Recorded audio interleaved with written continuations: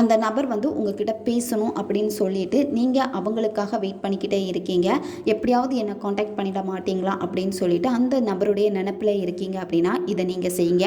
உங்களுடைய காதலில் வந்து நீங்கள் தப்பு பண்ணியிருக்கீங்க, உங்களுடைய சில மிஸ்டேக்னால தான் உங்கள் காதல் பிரிஞ்சிருக்கு அப்படின்னா நீங்கள் மனப்பூர்வமாக மன்னிப்பு கேட்டுட்டு, அதாவது நீங்கள் இந்த பிரபஞ்சத்துக்கிட்ட மன்னிப்பு கேட்டுட்டு இதை நீங்கள் செய்யுங்க. பிரிந்து வாழும் காதலர்கள், பிரிந்து வாழும் கணவன் மனைவி இதை வந்து செய்யலாம். ஒன் சைடு லவ்வில் இருக்கிறவங்களும் இதை நீங்கள் செய்யலாம். இப்போ உங்கள் லவ் வந்து பிரேக்கப் ஆகிற நிலைமையில இருக்குது, பேசுகிறீங்க, அடிக்கடி சண்டை வந்துட்டே இருக்குது, இந்த காதலை என்னால் விட்டு கொடுக்க முடியலை, எனக்கு அவங்க வேணும் அப்படின்னு இருக்கிறப்ப இதை நீங்கள் தாராளமாக செய்யலாம். நீங்கள் குளிக்கக்கூடிய அந்த தண்ணியில் வந்து பார்த்தீங்கன்னா கொஞ்சமாக மஞ்சள் தூள் சேர்த்துக்கோங்க. அது கூடவே கொஞ்சமாக பச்சை கற்பூரமும் நீங்கள் சேர்த்துக்கோங்க. 2 கையுமே வந்து பார்த்தீங்கன்னா அந்த தண்ணிக்குள்ளாடி வச்சுக்கோங்க. இப்போ அந்த பர்சன் கூட நீங்கள் வாழ்ந்துட்டு இருக்கீங்க, உங்களுடைய பர்சன் உங்கள் கூட தான் இருக்காங்க, அது உங்கள் வாழ்க்கையில் நடந்துடுச்சு, அது இப்போ உங்களுக்கு அழகாக நடந்துக்கிட்டே இருக்கு, இந்த பிரபஞ்சம் உங்களுக்கு நடத்தி கொடுத்துட்டாங்க அப்படின்னு நடந்த மாதிரியே நீங்கள் நினைக்கணும். நிறைய தண்ணி எடுத்து வச்சுட்டு அந்த தண்ணியை பார்த்துட்டு 1111 இந்த ஏஞ்சல் நம்பரை நீங்கள் சொல்லணும். ஆனால் ஒரு வாழ்க்கையை நீங்கள் வாழ்ந்துட்டு இருக்கீங்க, அது உங்களுக்கு கிடைச்சா அந்த உணர்வை வந்து எப்படி நீங்கள் வெளிப்படுத்துவீங்களோ அந்த சந்தோஷ உணர்வு நிலையோட